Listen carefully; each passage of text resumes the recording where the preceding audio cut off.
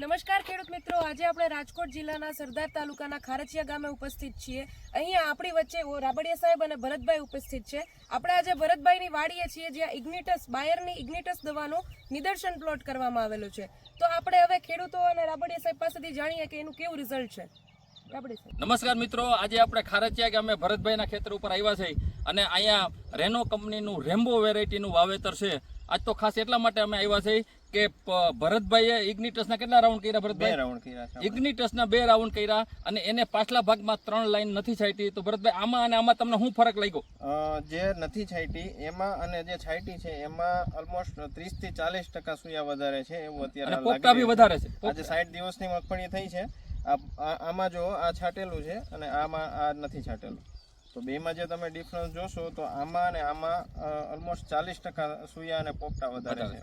તો મિત્રો, ભરતભાઈના કહેવા પ્રમાણે આ મગફળીમાં અત્યારે ઇગ્નિટસનો ટાઈમ છે। ઇગ્નિટસના 2 રાઉન્ડ કરવાના, એક પંપમાં 12 ml નાખી અને કોઈ પણ દવારે તમે મિક્સ કરી શકો। ઇગ્નિટસ છાંટવાથી વિકાસ એક અટકશે અને વિકાસની સાથે આની અંદર બીજું જે કેમિકલ છે એ કેમિકલના હિસાબે એ તમારે નવો હુયા તરત ફૂટશે। આ વસ્તુ તમે સોયાબીનમાં બી છાંટી શકો, કપાસમાં બી છાંટો। સોયાબીન અત્યારે ઘણો બધો વિકાસ થઈ ગયો છે, તો સોયાબીનને અત્યારે ઇગ્નિટસના 2 રાઉન્ડ અચૂક મિત્રો જરૂરી છે અને અચૂક છાંટવા જ પડે એમ છે, નહીંતર વિકાસ થઈ જાય તો મગફળીનો ટાઈમ પીરિયડ પૂરો થાય। આ બહુ દેખીતી વસ્તુ છે। આમાં નથી છાંટેલું અને આમાં છાંટેલું છે, જાજુ અંતર છે આ ઇગ્નિટસનું। તો મિત્રો, દરેક જેને ખબર ન હોય તો ઇગ્નિટસનો રાઉન્ડ કરો। બીજા નંબરમાં અત્યારે ઘણી જગ્યાએ સફેદ ફૂગ છે અને ટીકા જેવા રોગ દેખાય છે, તો એને તમારે જો કંટ્રોલ કરવા હોય તો બાયર કંપનીનું બોનસ આવે છે। આ બાયર કંપનીનું બોનસ એક પંપમાં 25 ml નો રાઉન્ડ કરો અને પછીના 2 રાઉન્ડ છે એ નેટિવો કરો। નેટિવો જે છે એ સારામાં સારું ફૂગનાશક છે। આમાં બી બે કેમિકલ સાથે છે।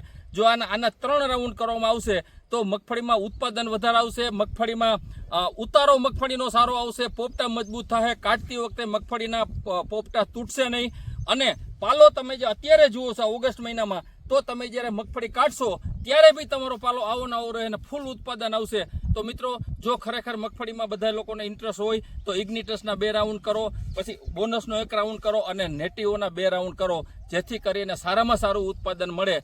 તો અહીંયા આપણે નજર સામે દેખાય છે, આમાં ખૂબ જ સારું ઉત્પાદન થાય એવું મને દેખાય છે। આ રેનો કંપનીની રેમ્બો વેરાયટી છે અને ખૂબ જ સારું પરફોર્મન્સ કરે છે। હજી તો એને 60 દિવસ પૂરા થયા, હજી એને 60 દિવસ ઊભું રહેવાનું છે, તો ઘણું બધું ઉત્પાદન આવશે। ફરીથી અહીંયા અમે લાવ્યા એ બદલ દીપભાઈનો બી આભાર અને આ મિત્રનો બી આભાર। Thank you.